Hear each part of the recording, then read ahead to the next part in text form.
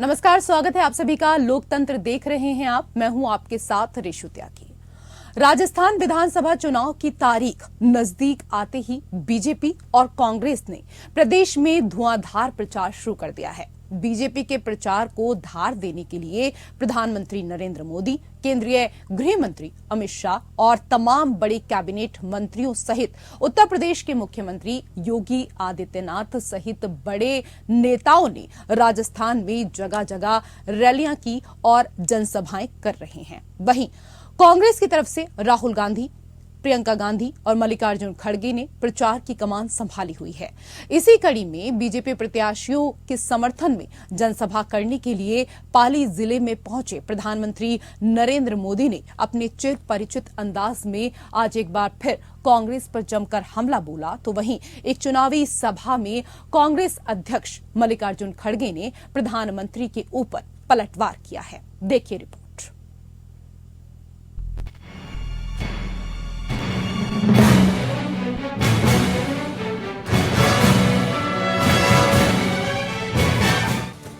राजस्थान विधानसभा चुनाव को लेकर पीएम मोदी ने पाली में एक चुनावी रैली को संबोधित किया। इस दौरान पीएम मोदी ने कांग्रेस और राजस्थान की अशोक गहलोत सरकार पर जमकर हमला बोला। उन्होंने कांग्रेस पर तुष्टीकरण का आरोप लगाया। पीएम मोदी ने रैली को संबोधित करते हुए कहा कि आज हम एक विकसित राष्ट्र बनने के लिए कड़ी मेहनत कर रहे हैं। इसके लिए राजस्थान में विकास को प्राथमिकता देने वाली सरकार की जरूरत है। कांग्रेस के लिए भ्रष्टाचार और परिवारवाद की राजनीति से ज्यादा महत्वपूर्ण कुछ नहीं है। ये पार्टी तुष्टीकरण की राजनीति के अलावा कुछ नहीं सोचती। प्रधानमंत्री ने कहा कि राजस्थान में ऐसी सरकार जरूरी है जो प्रदेश के विकास को सर्वोच्च प्राथमिकता दे।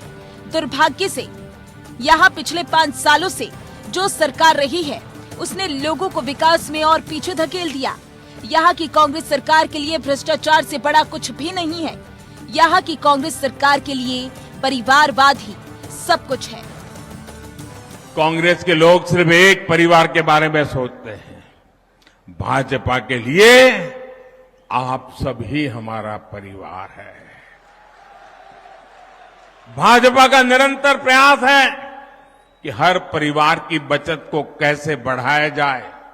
आप याद कीजिए, कांग्रेस की सरकार जब थी तब 2 लाख रुपए तक की इनकम पर भी टैक्स लगता था।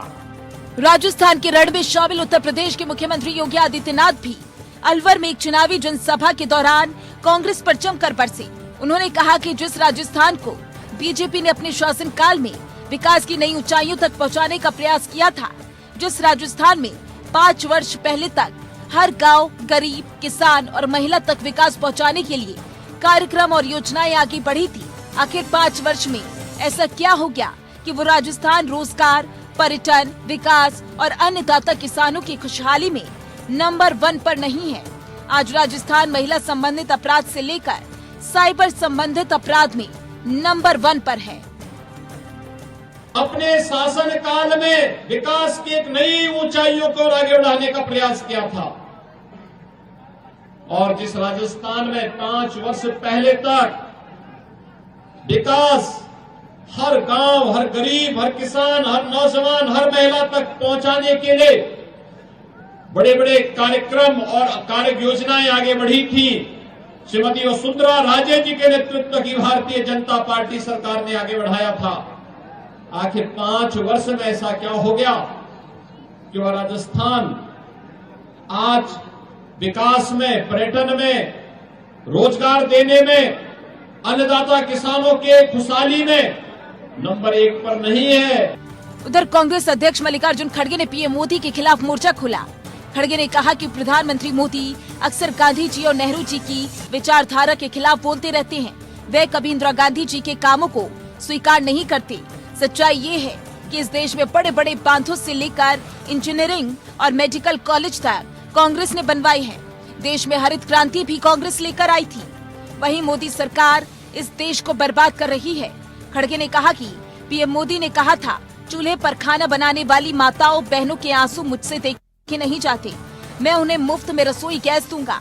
मुफ्त में रसोई गैस देने की बात तो छोड़िए, आपने तो रसोई गैस की कीमत और बढ़ा दी। फिर जब चुनाव का समय आया तो रसोई गैस की कीमत थोड़ी सी घटा दी। आप जनता से ही जनता का पैसा चोरी कर रहे हैं। खड़गे ने कहा कि इस चुनाव में पीएम मोदी राजस्थान के कई क्षेत्रों में घूम रहे हैं, लेकिन अब वे अपने पुराने वादे नहीं दोहराते क्योंकि वो कभी पूरे नहीं हो पाए। जबकि कांग्रेस नेता प्रियंका गांधी ने कहा कि राजस्थान में बीजेपी पूरी तरीके से बिखर गई। अपने बड़े बड़े नेताओं को इन्होंने अलग कर दिया। कोई नहीं जानता कि राजस्थान में बीजेपी की तरफ से मुख्यमंत्री का चेहरा कौन है। हालात ये है कि पीएम मोदी खुद ही दूरबीन लेकर बीजेपी के लिए मुख्यमंत्री तलाशने निकल पड़ते हैं। तो धर्म की बात करते हैं, जाति की बात करते हैं, तो आपको सोचना पड़ेगा कि भाई धर्म की बात और जाति की बात चुनाव के समय क्यों होती है। जो नेता ये बात चुनाव के समय कर रहा है, इसका मतलब है कि उसके आधार पर आपसे वोट मांग रहा है। तो कह रहा है कि भाई धर्म के आधार पर वोट दो या अपनी जाति के आधार पर वोट दो, तो इसका मतलब है कि काम के आधार पर मांग नहीं सकता। वहीं बीजेपी के राष्ट्रीय अध्यक्ष जेपी नड्डा ने राजसमंद और उदयपुर में चुनावी रैलियों को संबोधित किया। इसके साथ ही केंद्रीय मंत्री स्मृति ईरानी ने जयपुर, दौसा और सांगानेर में रोड शो किया। राजस्थान की सभी 200 सीटों के लिए 25 नवंबर को मतदान होगा और वोटों की गिनती 3 दिसंबर को होगी। Bureau report, APN news.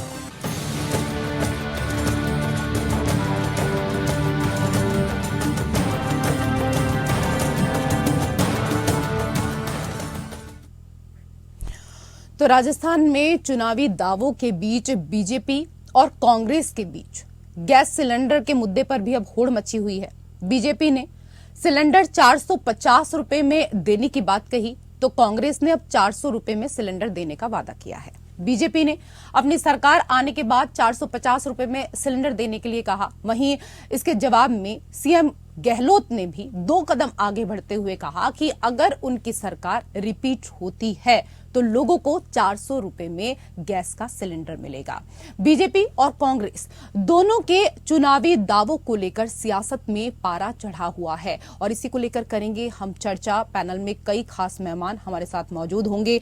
हमारे साथ बीजेपी की प्रवक्ता अनामिका सिंह जुड़ चुकी हैं। बहुत स्वागत आपका अनामिका जी। हमारे साथ कांग्रेस के प्रवक्ता प्रखर सिंह भी इस वक्त मौजूद हैं। आपका भी बहुत स्वागत। और हमारे साथ राजनीतिक विश्लेषक रतनमणि डोभाल जी भी हमारे साथ मौजूद हैं। आपका भी बहुत बहुत स्वागत। और पहला सवाल अनामिका जी आप ही से करेंगे क्योंकि आपने राजस्थान के भीतर कहा कि अगर हमारी सरकार आती है तो हम 450 रुपए में गैस का सिलेंडर देंगे, लेकिन पहले से शायद कांग्रेस को याद नहीं आया था कि हमें गैस सिलेंडर के दाम कितने करने हैं। जैसे ही आपने घोषणा की उसके बाद अब गहलोत कह रहे हैं कि हम 400 रुपए में सिलेंडर देंगे। आपकी टिप्पणी? देखिए, गहलोत जी की सारी व्यस्तता जो रही वो तुष्टीकरण की राजनीति में रही। राजस्थान को उन्होंने इस्लामिक कट्टरपंथी तुष्टीकरण के ध्रुवों में बांट दिया। आप लगातार देखती रही है वहाँ के हिंदू त्योहारों पे किस तरह का व्यवहार सरकार करती रही है और कट्टरपंथी लोगों के त्योहार पे किस तरह का व्यवहार करती रही है। और लगातार जिस तरह से अराजकता और क्राइम का रेट वहाँ पर बढ़ा है और उन्हें कुछ समझ में नहीं आ रहा है। उन्हें पता है कि उस सत्ता से बेदखल होने जा रहे हैं। और ऐसे में भारतीय जनता पार्टी ने तो उसी समय सिलेंडर दे दिया था पहले भी। और अगर आज हम बात कर रहे हैं तो उस समय भी हमें गरीब बहनों की आंखों का धुआं दिखा था आदरणीय प्रधानमंत्री नरेंद्र मोदी जी को, और आज भी नजर आ रहा है। और जब वो देखते हैं कि उनके पास, अभी मैंने प्रियंका जी का भाषण सुना और मुझे हंसी आ रही थी।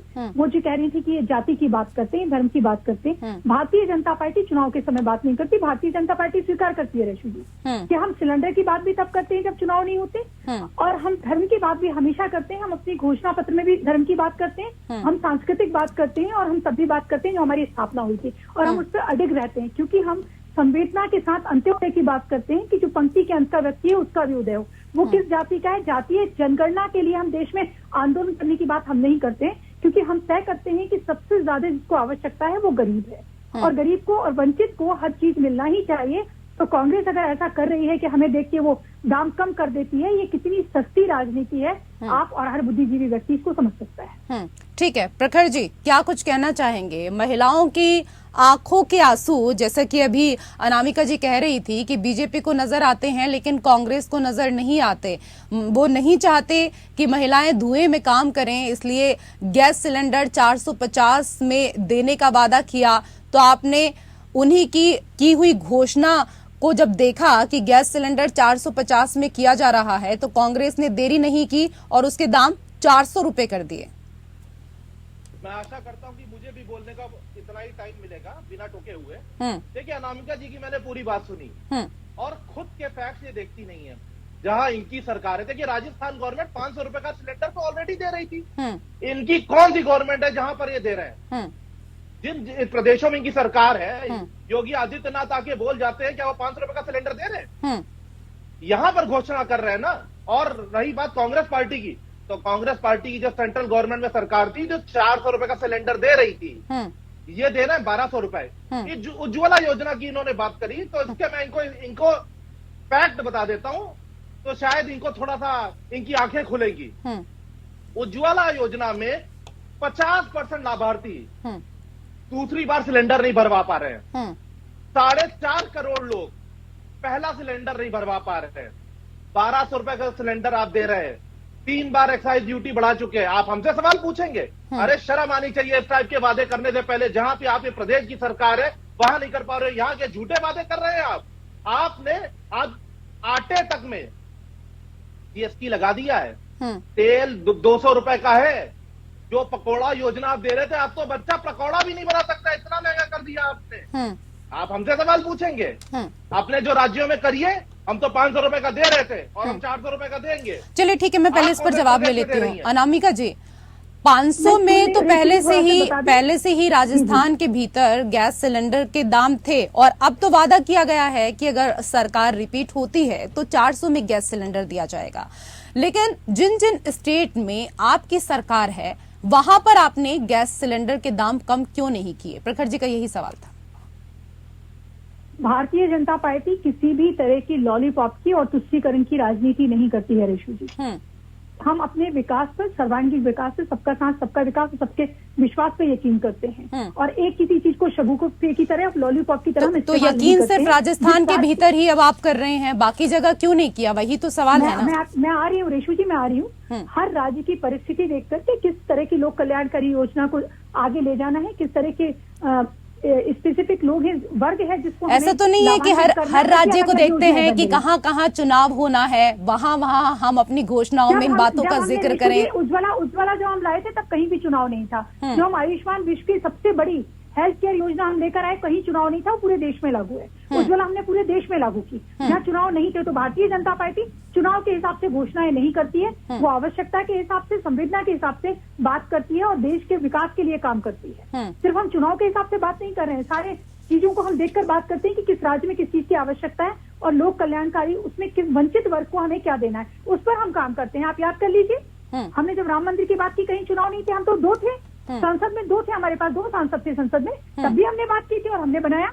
हमने 370 की तब भी बात की थी, 2 विधान 2 निशान नहीं चलेंगे, हमने वो किया।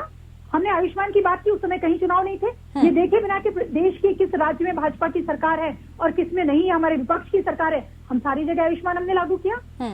हमने किसान सम्मान निधि सारे देश में दिया। तो भारतीय जनता पार्टी देख के काम नहीं करती है तुष्टीकरण और लॉलीपॉप कि चुनाव आ रहे हैं तो क्या बात करेगी।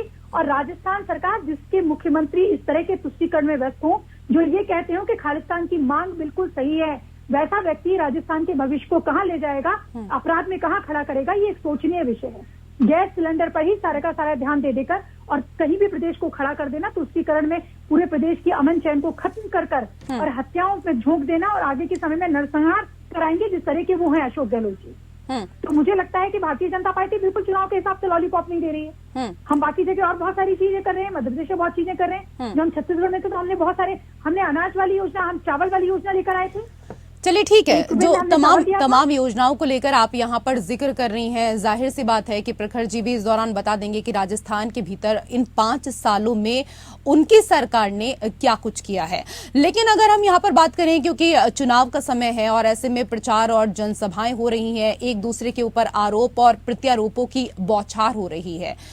प्रधानमंत्री मोदी पर निशाना साधते हुए प्रियंका ने कहा कि पीएम खुद के चेहरे पर राजस्थान में वोट मांग रहे हैं। ऐसा लग रहा है कि मानो वो प्रधानमंत्री की कुर्सी छोड़कर राजस्थान के मुख्यमंत्री बनने जा रहे हैं। पहले इस पर आपसे टिप्पणी लूंगी, उसके बाद प्रखर जी के पास जाएंगे।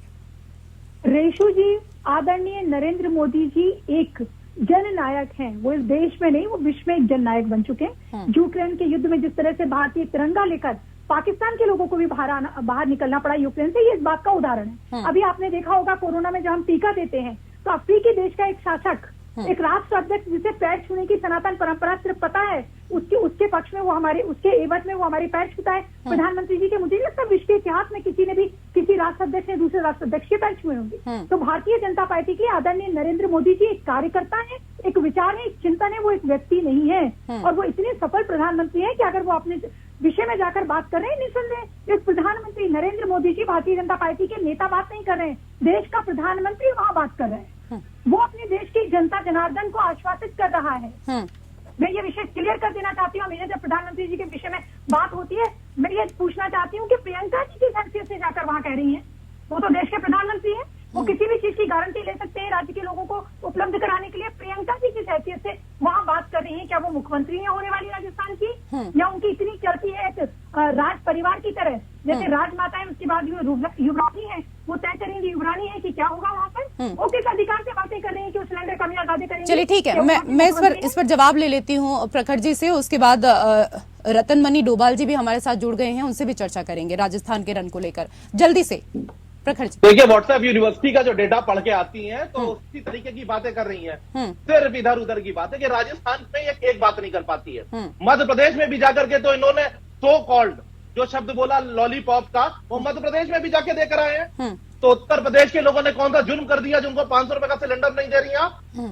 दूसरी चीज, आपने कहा प्रियंका जी के बारे में, जब मैं आऊंगी अनामिका जी आपके पास, कार्यकर्ता के हैसियत से बोलता हूं कि ये हमारी गवर्नमेंट देने वाली है, तो आप एक प्रवक्ता होकर के ऐसी बातें करेंगी, बचकानी बात, तो कैसी बात चलेगी? वो उस पार्टी की मेंबर है, पार्टी के नेता है, वो जाके नहीं घोषणा करेंगी कि हमारी पार्टी ये देगी। जब मैं कहता हूं कि 500 रुपए का सिलेंडर दे रहे हैं, 400 रुपए का देंगे, क्या बातें कर रही हैं आप?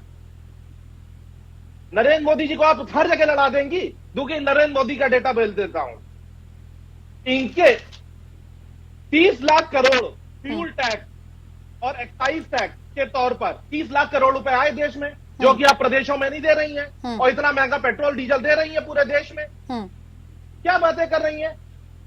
आपने कहा आयुष्मान योजना, अभी क्या की रिपोर्ट न्यूज में कि लाखों एक नंबर पर ही लाखों लाभार्थी उसमें डाले गए हैं, एक ही नंबर पर रजिस्टर्ड है, उसकी कौन करेगा जांच? चलिए ठीक है, आयुष्मान योजना का आपने यहाँ पर जिक्र किया, लेकिन इससे पहले जो अब चुनावों के भीतर जो वादे किए गए हैं, और सिर्फ वादे नहीं बल्कि गारंटियां दी गई हैं, उसको लेकर हम चर्चा एक बार कर लेते हैं रतन मनी जी से भी। सर, महिला वोटर्स को लुभाने के लिए एक के बाद एक वादों की झड़ी लगाई जा रही है। गैस सिलेंडर के दाम करने के लिए बीजेपी और कांग्रेस के बीच अब होड़ मची हुई है। कांग्रेस ने प्रदेश की जनता को 7 गारंटियां दी हैं। सत्ता में आने के बाद इन 7 गारंटियों को पहले ही वर्ष में पूरा करने का वादा किया है, तो बीजेपी ने तो संकल्प पत्र ही मोदी की गारंटी के नाम से जारी कर दिया है। किस तरह से देखते हैं इस बार के राजस्थान चुनावों को आप? सर, आवाज मिल पा रही है आपको? चलिए, लगता है हमारी आवाज नहीं पहुंच पा रही है, और जब रतन मनी जी हमारे साथ फिर से जुड़ेंगे तो उनसे हम चर्चा करेंगे। लेकिन अनामिका जी, आयुष्मान योजना को लेकर जिस तरीके से यहाँ पर प्रखर जी बात कर रहे थे, उसको लेकर आप जवाब। मैं उनको बिल्कुल भी सुन नहीं पाई रेशू जी, थोड़ा सा बताएं। मैं उनके 2-3 शब्द सुन पाई हूँ। मैं फिर से बोल रहा हूँ, वो फिर से रिपीट, उन्होंने क्या कहा? ठीक है, फिर से रिपीट। आयुष्मान योजना की बात करें। आवाज नहीं आ रही रेशू जी, बताएं। नहीं, ऐसा ही होता है, जब फैक्ट्स पर बात होती है तो आवाज नहीं आती। फिर से मगर मैं रिपीट कर दे रहा हूँ, मुझे बिल्कुल सुनाई नहीं पड़ रहा। आयुष्मान योजना में कैग की रिपोर्ट है, एक नंबर पर ही लाखों लाभार्थियों को डाल दिया है। इसकी जांच आपने कराई नहीं। आपने आयुष्मान योजना में जो हाल किया, वैसे ही आपने उज्ज्वला योजना की हालत है कि इतना महंगा सिलेंडर कर दिया। सारी योजनाएं आपकी हैं। राइट टू फूड हम लाए, 80 करोड़ लोगों को आपने इस हालत में पहुंचा दिया कि उनके पास 2 वक्त की रोटी कमाने का नहीं है। वो फ्री में राशन पा रहे हैं। राशन देना गलत नहीं है, मगर उनको इस स्थिति में पहुंचा देना कि वो 2 वक्त की रोटी ना कमा पाए, ये शर्म आने की बात है। क्या शासन आप कर रहे हैं? वही शासन आप राजस्थान में देंगी? अभी राजस्थान में इनका नेता, अभी हमारे नेता पवन खेड़ा जी ने थोड़ी देर पहले पीसी करी थी। नरेंद्र सिंह तोमर के 10,000 करोड़ का एक घोटाला सामने आया। कहाँ है ईडी, कहाँ है सीबीआई? जी, अब काफी 15 लाख समय मिल गया, मुझे जवाब देने दीजिए। ठीक है, आपको आवाज मिल रही है? अनामिका जी, आपको आवाज मिल रही है? आयुष्मान के बारे में जगनदीप नाम का बीच में मत बोलिए, अपने में बोल लीजिएगा, आप जवाब दीजिएगा, मुझे बोलने दीजिए। ठीक है, एक सेकंड अनामिका जी, उनको पूरा करने दीजिए और उसके बाद पॉइंट टू पॉइंट जो मुद्दे उठाए हैं, नरेंद्र सिंह तोमर के बेटे को लेकर अगर मुद्दा उठाया है। नहीं, अभी लेटेस्ट है, इनको पता नहीं होगा, मैं आपको बता रहा हूँ। गैस सिलेंडर में 80 नहीं, रुक जाइए, अरे रुक दो जाइए टाइम ना, की रोटी देखिए मिली, बीच मैं में सुन मत पाई बोलिए, उनकी बात। मैं आपके में नहीं बोला था, आप बीच में क्यों बोल रही हैं? नहीं, ठीक है ना, आप सवाल कर रहे हैं तो जवाब वो देंगी ना। एक एक करके जवाब देने दीजिए ना प्रखर जी। मैम पूरा तो कर लेने दीजिए मुझे, जो मैंने बात बोली उस पर जवाब दे। नरेंद्र सिंह तोमर का 10,000 करोड़ का जो घोटाले का वीडियो आया, उस जिस आदमी ने किया, गजानन दीप ने, उसने एक और वीडियो जारी किया। बीजेपी के अलवर के एमपी है बालकनाथ, हवाला के थ्रू उन्होंने पैसा भेजा है ताकि कनाडा में 30 से 32 एकड़ जमीन खरीद सके गांजे की खेती के लिए। क्या कर रही है सीबीआई, क्या कर रही है ईडी?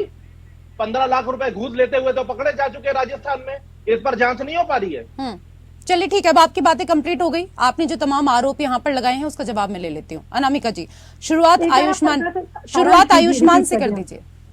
हाँ, आयुष्मान में क्या कहा, मैं सुन नहीं पाई उन्होंने, आप थोड़ा सा रिपीट कर दें मुझे। आयुष्मान में उन्होंने कहा कि एक नंबर पर लाखों लाभार्थियों को डाल दिया गया है।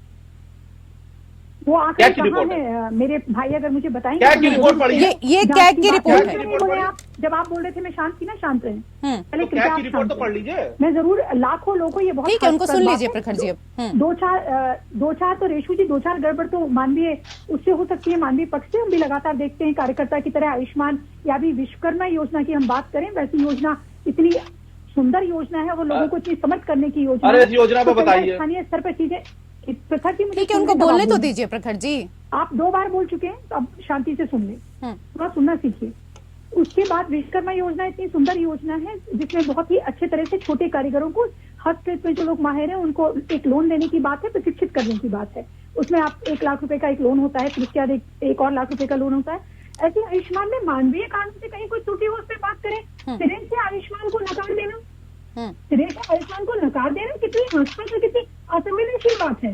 इतनी बड़ी योजना जो विश्व में कोई भी देश नहीं दे पा रहा है, इतनी बड़ी आबादी के देश को आयुष्मान दे रहे हैं, और उसके बाद ये कहते हैं कि उसमें ये है, उसमें वो। कितने सारे लोग उससे इलाज कराते हैं, जाके अपने क्षेत्र में ये पता करें। एक विषय इन्होंने व्हाट्सएप यूनिवर्सिटी कहा, क्या आयुष्मान उज्ज्वला ये सब व्हाट्सएप यूनिवर्सिटी थे? आप सिलेंडर की बात करें, 70 साल रहे, कभी इनके नेताओं को, इनकी महारानी को और इनकी राजमाता को और इनकी युवराज को कभी भी गरीब के आंसू दिखे? शब्दों का प्रयोग मेरे नेताओं के लिए ठीक करिए, शब्दों का प्रयोग ठीक करिए मेरे नेताओं के लिए। मैंने आपके नेताओं के लिए कुछ नहीं बोला, मैं से झूठ बोलने वाले नेता हैं आपके। शब्दों का प्रयोग ठीक करिए मेरे नेता के लिए, मेरे नेता के लिए शब्दों का प्रयोग ठीक करिए, शब्दों का प्रयोग ठीक करिए। आप अपने शब्द वापस लीजिए, आप अपने शब्द वापस लीजिए। अनामिका जी, ये बात तो सही है। जब आप चाहते हैं कि आपके नेताओं को अच्छे शब्दों के साथ संबोधित किया जाए, तो कम से कम आप भी इस बात का विशेष तौर पर ख्याल रखिए। मैंने इनके नेता के लिए कुछ नहीं बोला। नहीं, ठीक है ना, आप राजमाता कह के क्यों संबोधित कर रही हैं? सोनिया गांधी को सोनिया गांधी कहिए, प्रियंका गांधी को प्रियंका गांधी कहिए, सबका नाम रखा गया है ना। आप किसी का नामकरण क्यों कर रही हैं? कई शहरों का आपने नामकरण कर दिया, लेकिन सब लोगों का नामकरण तो आप लोग कम से कम छोड़ दीजिए ना। लोगों का नामकरण तो मत करिए, ये आप मत करिए, क्योंकि अगर किसी के परिवार ने किसी का नाम रखा है तो बड़ा सोच समझ के रखा होगा, तो नाम आप चेंज मत करिएगा किसी का। और ये आपको तो कम से कम शोभा नहीं देता, क्योंकि आप इस तरीके से हमेशा डिबेट में अच्छी बातें करती हैं और संस्कारी बातें करती हैं, तो इन शब्दों का कम से कम आप ख्याल रखिए। राजस्थान के रण को लेकर हम चर्चा कर रहे हैं। इस दौरान डिबेट में कई खास मेहमान हमारे साथ जुड़े हुए हैं। रतनमणि डोभाल जी हमारे साथ फिलहाल जुड़ चुके हैं। सर, महिला वोटर्स को लुभाने के लिए एक के बाद एक वादों की झड़ी लगाई जा रही है। गैस सिलेंडर के दाम करने के लिए बीजेपी और कांग्रेस के बीच होड़ मची हुई है, तो वहीं परिवार की महिला मुखिया को इस दौरान कहा जा रहा है कि 10 से 12 हजार रुपए सालाना दिए जा रहे हैं। महिलाओं को एकदम फोकस किया जा रहा है। और ऐसे में चाहे बीजेपी की बात करें चाहे कांग्रेस की बात करें, दोनों ही पार्टियां अपने अपने तरीके से महिलाओं को इस बार रिझाने की पूरी कोशिश कर रही हैं। किस तरीके से इस बार का राजस्थान चुनाव आप देख पा रहे हैं?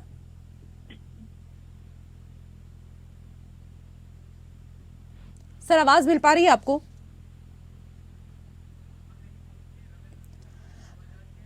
रतनमणि डोभाल जी, सर आवाज मिल पा रही है आपको? चलिए, लगता है कि संपर्क टूट गया है, संपर्क नहीं हो पा रहा है, कोई तकनीकी समस्या है जिस वजह से संपर्क नहीं हो पा रहा। लेकिन इससे पहले जिस बात का जिक्र यहां पर कर रहे थे प्रखर जी कि आयुष्मान को लेकर बात करें, फिर या नरेंद्र सिंह तोमर के बेटे को लेकर बात करें, अनामिका जी वो बात कंप्लीट नहीं हो पाई थी, इनकम्प्लीट रह गई थी आपकी। नरेंद्र सिंह तोमर जी के जो बेटे हैं, क्या वो वीडियो सही और एडिट नहीं है, ऐसा तय हो गया है? और हमेशा पूरे देश में लोगों पर आरोप लगाना, कांग्रेस बात करती है, हमेशा मैं सुन रही थी अभी कांग्रेस प्रवक्ता को, सीबीआई, सीआईडी, ईडी सबकी बात करती है। अगर अभी आप बैठी हुई हैं रेशु जी, आपके पास आई क्या सीबीआई कभी? या जो हमारे कांग्रेस के प्रवक्ता बैठे हुए इनके पास गई? या जब कांग्रेस का समय था मैं भाजपा में थी, मेरे पास तो वो एक एजेंसी है और जो गलत करेगा वो उसके पास जाएगी। और अगर इन्हें लगता है कि किसी ने गलत किया है, ये हमेशा सबके बारे में कहते हैं, तो ये जाके उसके विषय में पुलिस से बात कर सकते हैं, न्यायालय खुला हुआ है। अगर इन्हें लगता है कि गलत हो रहा है और ये कुछ नहीं कर रही है सरकार, तो आपके और मेरे पास तो नहीं आती है, ईडी कभी नहीं आई, मुझे नहीं लगता कभी भी आएगी।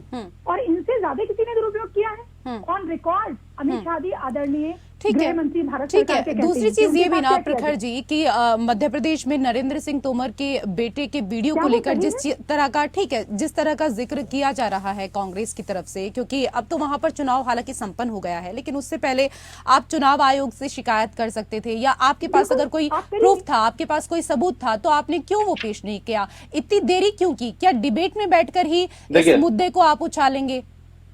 देखिए, मैं आपको सबसे पहले इनको डेटा दे दूं। आयुष्मान भारत में 7.5 लाख। फिर आप आयुष्मान पे आ गए। जिस मुद्दे पर बात हो रही है पहले इस पर तो जवाब दे दीजिए ना। आपको भी पूरा जवाब दे रहा हूँ, समय पूरा है। 2 मिनट पहले 7.5 लाख लोग एक ही नंबर पर रजिस्टर्ड है। ये कैट की रिपोर्ट है, आपने पढ़ के नहीं आई, एजेंसियों के पास जाना, आना आपने देखी, मुझे भी दे दें। ठीक है। दूसरा आपके पास सीबीआई किन मामलों में गई थी? सीबीआई सेंट्रल एजेंसी है। कोई आर्थिक अपराध किया था क्या आपने?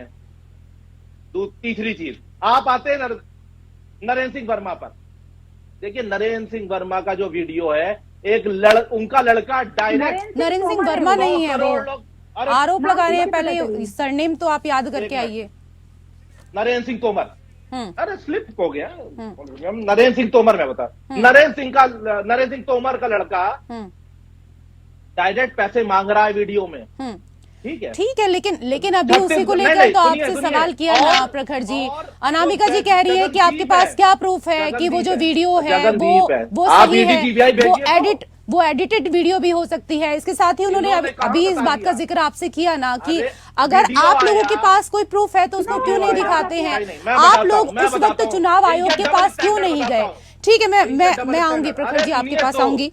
रतनमणि डोभाल जी भी हमारे साथ फिलहाल जुड़े हुए हैं, एक बार उनसे भी चर्चा कर लेते हैं। पूरा कर लेने दीजिए। ठीक है सर, मैं आऊंगी आपके पास, अभी काफी टाइम है, मैं उनसे जरा डिस्कशन कर लेती हूँ। रतनमणि डोभाल जी, सर इस बार राजस्थान के रण को किस तरीके से आप देख रहे हैं? क्योंकि बात बीजेपी की जाए या फिर कांग्रेस की जाए, दोनों ही पार्टी आम जनता को लुभाने के लिए पूरी कोशिश कर रही हैं, और इस बार सबसे ज्यादा फोकस महिला वोटर्स के ऊपर है। देखिए, राजस्थान तो एक रेगिस्तान में की भूमि है, रण बांकुरों की भूमि है। और ये जो दोनों पार्टियां हैं वहाँ पक्ष में और विपक्ष में, सत्ता में, यहाँ कांग्रेस है, केंद्र में भारतीय जनता पार्टी है, और चूंकि दो ही दल मुख्य रूप से हैं और दोनों में पूरा कशमकश है, कड़ी टक्कर है, ये तो चल रहा है। मामला। और लेकिन ये दोनों पार्टियों में जो महिलाओं का जो सवाल है, तो इनमें दोनों में कोई कम ज्यादा नहीं है। जब भारतीय जनता पार्टी राजस्थान में महिलाओं का सवाल उठा रही है कि गहलोत की सरकार में महिलाओं के साथ ये हुआ, वो मणिपुर को भूल जाते हैं। और ये कांग्रेस के शासन में कोई महिलाओं को बहुत ज्यादा कुछ हुआ ऐसा हम नहीं मानते हैं, नहीं हम देखते हैं। जो हमारा अनुभव है राजनीति का और सड़क का, जो हम लोग मीडिया में काम करते रहे हैं। लेकिन इसके बावजूद भी जो राजस्थान पर्टिकुलर में ये लग रहा है, और पूरा जो अन्य भी चुनाव है, कि इसमें जो इस समय भारतीय जनता पार्टी में जो पूरा राजस्थान है या जो प्रदेशों की लीडरशिप है, वो बिल्कुल खत्म है, किनारे रख दी गई है। दो ही लोग भारतीय जनता पार्टी में हैं, प्रधानमंत्री नरेंद्र मोदी जी और गृह मंत्री अमित शाह जी। दो लोगों की पार्टी हो गई है। और ये जो राजस्थान में भी आप देख रहे हैं कि कोई लीडरशिप उनकी है नहीं, बावजूद इसके। और इस मामले में वहाँ जो गहलोत हैं, उनका अपना आधार भी है, और वो बड़े लीडर हैं राजस्थान में और सत्ता में है, तो इसलिए भी। लेकिन जो खाली अब ये महिलाओं के लिए, तो अभी आप जो चर्चा कर रहे थे, दोनों लोग इस पर भिड़ रहे हैं 400 रुपए के और 450 रुपए के सिलेंडर पे। वो बिल्कुल छूने वाला सवाल है। लेकिन ये दोनों दल ये बताने को नहीं है कि वो 400 रुपए का सिलेंडर किसको देने जा रहे हैं, और जो 450 में सिलेंडर देंगे वो किसको देंगे। वही वो तो पूरी जनता को चाहिए सस्ता सिलेंडर। और इसमें हम एक कहानी हम सुनते थे कि आपने पूरा कि कोई सवारी है, उसका जेब कट गया है, वो बस में बैठ गया, कंडक्टर उसमें पैसे मांग रहा है, वो कह रहा है भाई मेरी जेब कट गई, मेरे पास पैसा नहीं है। और किसी तरह तो वो बस रुकवाता है, उसको उतार देता है। तब तक बस में से बैठा हुआ एक आदमी खड़ा होता है और वो उसको कहता है कि भाई मैं इसके टिकट के पैसे दे देता हूँ। उसने टिकट दे दिया। अब तक जो लोग 1200 1150 रुपए का सिलेंडर हमको दे रहे हैं, वो उनके साथ यही स्थिति है कि जब आप चुनाव के समय आया तो आपने वो कर दिया कि हम आपको साहब 400 रुपए में देंगे, तो ये बस की सवारी से। और उसके बाद आप फिर कर देंगे, कोई गारंटी भी इसकी नहीं है। और कितने लोगों को आप देंगे। दोनों जो मुख्य पार्टियां हैं उनमें ये रस्साकसी चलती रहती है। लेकिन इसके अलावा सिलेंडर के अलावा भी सवाल हैं राजस्थान में। जी राजस्थान में पानी का सवाल है, किसानों के सवाल है, उसमें अग्निपथ का सवाल है, बेरोजगारी के सवाल हैं। और ये अभी जो हम ये समझते हैं कि राजस्थान में 199 सीटों पर चुनाव हो रहा है, एक सीट पर चुनाव नहीं होना, 200 विधानसभा सीटें हैं। बिल्कुल सही आपने कहा कि मुद्दे सिर्फ यहाँ पर गैस सिलेंडर को लेकर ही नहीं है, बल्कि कई और ऐसे मुद्दे हैं जो इस दौरान अभी तक सुलझे नहीं हैं। और ऐसे में आरोप और प्रत्यारोप का जो दौर है वो लगातार जारी है। सर मैं आऊंगी आपके पास, जो निर्णायक होंगी मैं आऊंगी सर, जिक्र करेंगे हम आपसे कुछ और बातों को लेकर। लेकिन प्रखर जी, आप कहते हैं कि हम राजस्थान के भीतर नंबर 1 थे, नंबर 1 हैं और नंबर 1 रहेंगे। लेकिन राजस्थान में बढ़ते अपराधों पर सीएम अशोक गहलोत को निशाना बनाते हुए सीएम योगी कह रहे हैं कि राजस्थान की जो धरती है वो धर्म और कर्म की भूमि, भक्ति और शक्ति की भूमि, शौर्य और पराक्रम की भूमि थी। लेकिन कांग्रेस सरकार ने पिछले 5 साल में इस पूरी धरती को अपराधों की स्थली बना दिया है। देखिए, उत्तर प्रदेश के सीएम अगर कानून व्यवस्था की बात करें तो मुझे लगता है कि वो अपने राज्य के कानून के आंकड़ों को देख ले, ज्यादा बेहतर रहेगा। वहां कम कर ले, राजस्थान में वहां से बहुत कम है। दूसरी चीज, हम देखिए कहते हैं कि अगर हम ओल्ड पेंशन स्कीम की बात करते हैं तो हम उसको देंगे क्योंकि जनता की मांग है। हम अगर स्कूल को इंग्लिश मीडियम कहते हैं तो हम उनको करेंगे क्योंकि गरीब का बच्चा भी इंग्लिश बोले, ताकि वो पढ़ करके आने वाले समय में देश विदेश जाए और अपने परिवार का नाम ऊपर लेकिन करे। बच्चा गरीब रहे क्यों, इस पर भी तो जरा जोर दीजिए ना। वो हमेशा वो जो गरीब ही क्यों पढ़ेगा रहे? तो अपनी स्थितियां अलग करेगा। आप किस परिवार में पैदा हुए इस पर आपका जोर नहीं है, मगर आप जीवन में क्या करेंगे इस पर आपका जोर है। हाँ, तो ठीक। आप पढ़ाई लिखाई करके बेहतर कर सकते हैं और हम वो अपॉर्चुनिटीज देंगे कि उसको बेहतर से बेहतर तो उनके जीवन परिवार मिले। वालों को ऐसा रोजगार दीजिए ना कि वो लोग गरीब ही ना रहें। हम तो दे ही रहे हैं। हमने मध्य प्रदेश में भी बोला है जो 2 लाख रिक्त पद है उनको भी भरेंगे। ये तो बीजेपी की गवर्नमेंट समझे रोजगार की बात करती है। हमने इतनी अच्छी मेडिकल व्यवस्था दी है राजस्थान में जो पूरे देश में कहीं नहीं है।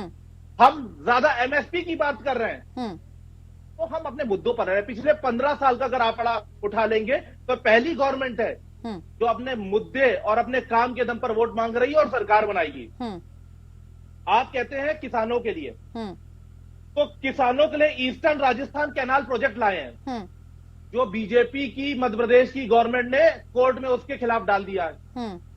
हम अगर किसानों के लिए बोलते थे तो किसानों के 3 काले कानून तो यही लाए थे जिसको इनको वापस करना पड़ा। कितने किसानों की शहादत हुई? तो बीजेपी तो हमसे किसानों पर पूछे ना।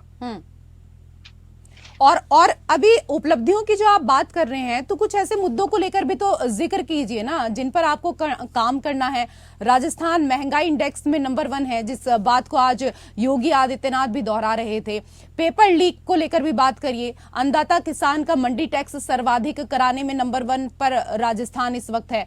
राजस्थान में पेपर लीक का जो मामला है, बेरोजगारों को आत्महत्या करनी पड़ रही है, इनको लेकर भी तो आप जरा जिक्र करिए। उन बातों का जिक्र आप क्यों नहीं करते हैं? कैसे सुधारेंगे? कैसे हर घर सुधारेंगे? में हम 500 रुपए का सिलेंडर ऑलरेडी दे रहे हैं। मैंने सिलेंडर की बात ही नहीं करी ना, अभी तो मैंने सिलेंडर की बात ही नहीं करी। उठाता है मैडम, खाना उसी से बनता है। मैंने खाने की बात ही नहीं करी ना प्रखर जी, मेरा सवाल ही नहीं। महीने का खर्चा उठाता है। दूसरी चीज, हम बच्चों को अगर फ्री लैपटॉप दे रहे हैं, पेपर लीक में सरकारी कहां स्कूल से के गैस बच्चों को। सिलेंडर आ गया? मैडम आर्थिक स्थितियां कैसे ठीक होगी? जब इंफ्रास्ट्रक्चर बड़ा होगा, जब बच्चा पढ़ेगा, वो नौकरी करेगा, उसी तरीके से तो ठीक होंगी। उसको अपॉर्चुनिटीज देंगे जब हम। जहां पर भी कोई मामला आया उस पर सख्त से सख्त हमने कार्रवाई करी। राजस्थान में 48% कन्विक्शन रेट है, देश में सबसे ज्यादा। और जो नेशनल रेट है वो 28% है। चलिए, आप बहुत सारे पॉइंट्स लेकर आए हैं, मैं समझ गई। कुछ भी आपसे सवाल पूछे और मैं पूछ क्या रही हूं, मुझे लगता है कि शायद आप वो भी नहीं समझ पा रहे हैं। आपको जो जवाब देना है वही आप जवाब दे रहे हैं। बात मैं यहाँ पर पेपर लीक की कर रही हूँ और आप जिक्र गैस सिलेंडर का कर रहे हैं। अनामिका जी, एक टिप्पणी आपसे लेना चाहूंगी, उसके बाद मुझे एक छोटे से ब्रेक के लिए रुकना है। मैं उनको सुन नहीं पाई हूँ। रेशु जी, आप मुझे बताएं कि आप प्रश्न मुझसे पूछे या उनके भी आप पे प्रश्न पूछे, मैं सुन नहीं पाई हूँ। जी, मैंने कई सवाल यहाँ पर किए प्रखर जी से। मैंने सवाल आपने सुने ही होंगे। मैं बात यहाँ पर पेपर लीक को लेकर कर रही हूँ कि किस तरीके से आप स्थिति को सुधारेंगे। कांग्रेस हमेशा लॉलीपॉप देने में विश्वास करती है। 70 साल, और मतलब कितने आश्चर्य का विषय है। आपने बिल्कुल सही कहा कि आप क्यों चाहते हैं कि गरीब हो और आप उन्हें शिक्षा दें। 70 साल देश में शासन करने के बाद अगर आप ये कहते हैं कि इस देश में इस स्तर पे गरीबी है तो ये कांग्रेस के लिए सोचनीय विषय है कि उन्होंने इस देश को कहाँ खड़ा कर दिया है। आज भी, और ये गैस सिलेंडर की बात करते हैं, 70 साल में इन्होंने शौचालय के लिए नहीं सोचा। महिला प्रधानमंत्री रही इस देश की, आदरणीय सोनिया जी करता धरता है कांग्रेस की, उन्होंने नहीं सोचा, भारतीय जनता पार्टी ने सोचा। क्योंकि भारतीय जनता पार्टी लॉलीपॉप और चुनाव के समय वादों पे काम नहीं करती है। रेशु जी, मैं फिर कह रही हूँ, हम संवेदना के साथ काम करते हैं और हम समूची बात करते हैं। हम संस्कृति की भी बात करते हैं, हम धरोहर की भी बात करते हैं, हम सारी चीजों की बात करते हैं और हम एजुकेशन की भी बात करते हैं, विकास की भी बात करते हैं, रोजगार की भी बात करते हैं। और गहलोत जी की तरह हम ये बात नहीं कर सकते कभी भी कि अपराध कितने भी बढ़ते रहें और उन्हें कोई फर्क ना पड़े और हम तुष्टीकरण करते रहें। चलिए, मैं इसको लेकर प्रखर जी से ब्रेक के बाद जवाब लूंगी। ब्रेक के बाद प्रखर जी मैं आपसे इसको लेकर जवाब लूंगी। लेकिन यहाँ पर एक वक्त छोटे से ब्रेक का हो गया है। कई ऐसी और चीजें हैं जिनको हम समझने की कोशिश यहां पर करेंगे, क्योंकि देखिए अगर हम राजस्थान की बात करें, मध्य प्रदेश और छत्तीसगढ़ में चुनाव हो चुका है और ऐसे में धुआंधार प्रचार प्रधानमंत्री नरेंद्र मोदी ने किया, राहुल गांधी ने किया। लेकिन अगर बीजेपी की बात करें तो बीजेपी का भरोसा मोदी पर होता है, लेकिन जब राज्यों की बात करते हैं तो योगी के मॉडल को भुनाने की बीजेपी हर जगह कोशिश करती है। तो राजस्थान में मतदान करने का समय अब बेहद नजदीक आ गया है। 25 तारीख को जनता की बारी है, लेकिन उससे पहले राजस्थान के भीतर कई ऐसे मुद्दे हैं जो पिछले 1 महीने से छाए हुए हैं और इसी में एक है लाल डायरी। प्रधानमंत्री मोदी ने कहा कि राजस्थान में बीते 5 वर्षों में जो हुआ है इसकी पूरी कथा लाल डायरी में लिखी है। डायरी लाल है लेकिन कारनामे काले हैं। प्रखर जी, क्या कुछ कहेंगे? देखिए, झूठा आरोप लगा करके कोई भी लाल डायरी उठा करके कुछ भी बोलने लगे तो उससे कुछ नहीं। आपके पास सेंट्रल एजेंसीज है जो कि आगे 15 लाख की घूट लेते हुए पकड़ी गई थी। तो आपके पास एजेंसीज है, आप अपोजिशन में थोड़ी है, आप तो सेंट्रल गवर्नमेंट में है। कार्रवाई करिए। अगर आपको लगता है कहीं आपके पास कोई सबूत है या कुछ है तो करिए ना कार्रवाई में। हम तो अपोजिशन में, अगर हम कोई बात कहते हैं तो जिस दिन हम सरकार में आएंगे उस दिन कार्रवाई करेंगे। तो ये तो बीजेपी झूठ बोलने का काम करती है, सिर्फ आरोप लगाना इनका काम है। कि हमसे पूछते हैं कि भाई इतने सालों में क्या किया? अरे हमने एम्स दिए, IIMs दिए, हमने एयर इंडिया को खरीद के लाए थे, इन्होंने बेच दिया। हमने इतने सारे PSU दिए, इन्होंने बंद करा दिए। PSU खोले थे इसलिए कि अगर हम आरक्षण दे रहे थे तो आरक्षण का लाभ लेने के लिए नौकरियां तो हो। ये उसको बंद करते जा रहे हैं। जातिगत जनगणना में इनके मुंह से एक शब्द नहीं निकलता है। तो ये सब देखिए झूठे लोग हैं, सिर्फ झूठ बोलते हैं और आरोप लगाना इनका काम है। राजस्थान में चुनाव लड़ना है, वहां भी मोदी जी को ले आएंगे। ऐसे कर्नाटका भी लेके थे मोदी जी को, हार गए थे। बजरंग बली भी लाए थे, वहां बजरंग बली जी ने इनको गधे से ठीक किया। चलिए, ये सब लोग झूठ बोलते हैं। ठीक है, मैं जवाब ले लेती हूँ इस पर अनामिका जी से। अनामिका जी, कांग्रेस कह रही है कि देश को मजबूत करने का कार्य पंडित जवाहरलाल नेहरू ने किया। उनके समय में बड़े बड़े कारखाने, विश्वविद्यालय बने और कॉलेज बने। आपके टाइम में एक भी बड़ा कारखाना नहीं बना। बीजेपी के लोग, उनका कहना है कि उनके बनाए कॉलेजों में पढ़े और पढ़कर उन्हीं को गालियां देते हैं। रेशु जी, कितनी हास्यप्रद बात है कि 70 सालों में कितने एम्स उन्होंने बनाए और हमने 9 साल में कितने एम्स बनाए। उन्होंने कितनी IIT बनाई, हमने कितनी IIT बनाई। बिल्कुल, नेहरू जी के समय में देश का विकास हुआ। कितना बड़ा हिस्सा चाइना को दे दिया गया अलग अलग युद्धों में। एक विषय, कश्मीर में किस तरह की नीति बनाई गई कि उसका दंश आज तक भोगता रहा। जब तक कि 370 पे काम नहीं किया भारतीय जनता पार्टी ने, तब तक ये देश भोगता रहा। और बिल्कुल काम किया उन्होंने, वक्फ बोर्ड पे काम किया, इस्लामिक तुष्टीकरण पे काम किया।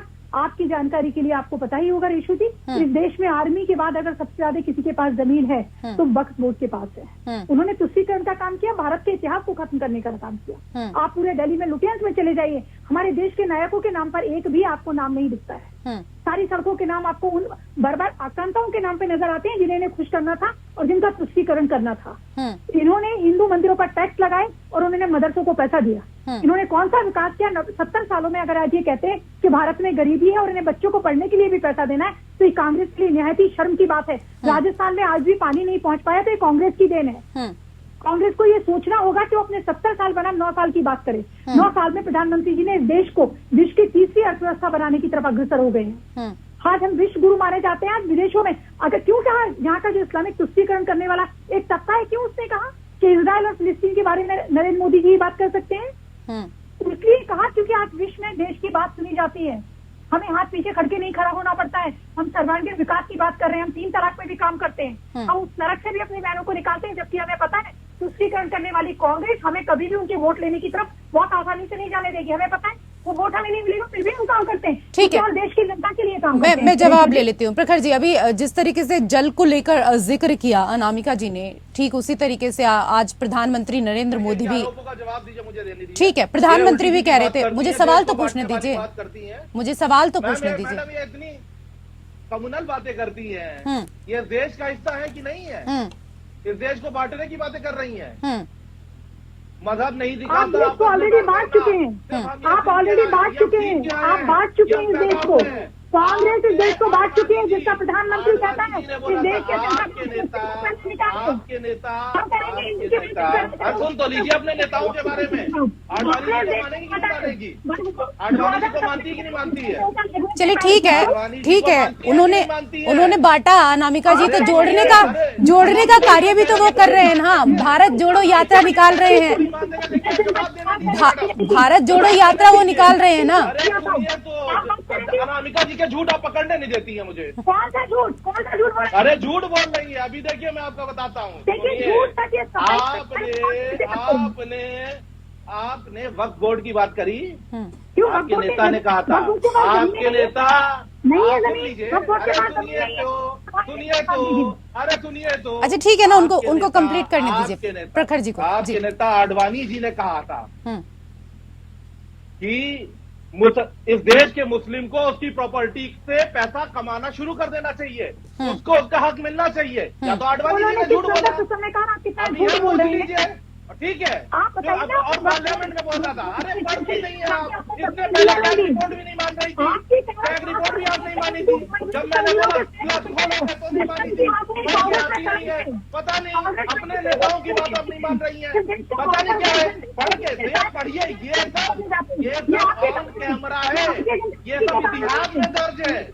जिन्ना के ऊपर रोक के आए थे। अच्छा ठीक है, इसको यहीं पर खत्म करते हैं, इसको यहीं पर खत्म करते हैं। कुछ निष्कर्ष निकलना नहीं है इन बातों से, कुछ निष्कर्ष नहीं निकलेगा प्रखर जी। लेकिन अभी जिस तरीके से जल को लेकर यहाँ पर बात की अनामिका जी ने, तो प्रधानमंत्री ने भी कहा कि देश के हर घर तक पाइप से शुद्ध पानी पहुंचाने के लिए हमने जल जीवन मिशन अभियान चलाया। मैंने राजस्थान के लिए भी इस योजना के अंतर्गत हजारों करोड़ रुपए भेजे, लेकिन आपकी कांग्रेस सरकार ने इसमें भी घोटाला कर दिया और विषैला पानी पीने के लिए छोड़ दिया। जिस कांग्रेस को जनता के जीवन की परवाह नहीं है, ऐसी कांग्रेस को एक भी दिन रहने का सरकार में हक नहीं है। इसको लेकर क्या कहें? यही नरेंद्र मोदी जी ने बोला था कि देश के सबसे अच्छे चीफ मिनिस्टर अशोक गहलोत जी हैं, यही मंच से बोला था। और यही नरेंद्र मोदी जी ने अजीत पवार को सबसे बड़ा भ्रष्टाचारी बताया था, मंच से बोला था, और उसको वित्त मंत्री बना दिया वहां पर जाकर के। तो झूठ बोलते हैं, उनकी किस बात का मैं विश्वास करूं? किस बात का विश्वास करूं भाई? डबल स्टैंडर्ड है, बोलते कुछ है करते कुछ और है। हाँ शांत रहिए, मंच पर बोला है भाई। चलिए ठीक है ना, उनको वो तो सचिन पायलट की भी कई बार तारीफ कर चुके हैं। मंच पर बोला था, मंच पर बोला था कि नहीं बोला था? नहीं बोला था कि नहीं बोला था? मंच से बोला था अशोक गहलोत जी सबसे अच्छे चीफ मिनिस्टर हैं, बोला था कि नहीं बोला था? अच्छा कुछ निष्कर्ष निकला क्या, मुझे ये बताइए। इतना वाद विवाद करके कुछ निष्कर्ष निकल पाया क्या? निष्कर्ष मैडम निकल रहा है। हमारी सरकार फिर से बनने जा रही है और सरकार में नहीं आने वाले हैं। चलिए सरकार किसकी बनेगी प्रखर जी? अच्छा लगता है आप लोग ये दम भरते हैं कि नहीं सरकार तो हमारी ही बनेगी। ये होना भी चाहिए, ये आपके भीतर होना भी चाहिए, लेकिन ये तो जनता तय करेगी ना कि किसकी सरकार बनेगी और किसकी नहीं बनेगी, क्योंकि ये तो जनता के मूड पर तय है। अगर आपने राजस्थान के भीतर अच्छा काम किया होगा तो जाहिर सी बात है कि जनता उसका रिजल्ट भी आपको जरूर देगी। अब तो ज्यादा समय नहीं है ना, ज्यादा समय नहीं है, रिजल्ट सबके सामने आ जाएगा कि किसके से जीत का सेहरा सजेगा। बहुत बहुत शुक्रिया आप सभी मेहमानों का हमारे साथ इस चर्चा में जुड़ने के लिए। लोकतंत्र में मेरे साथ फिलहाल इतना ही। नमस्कार।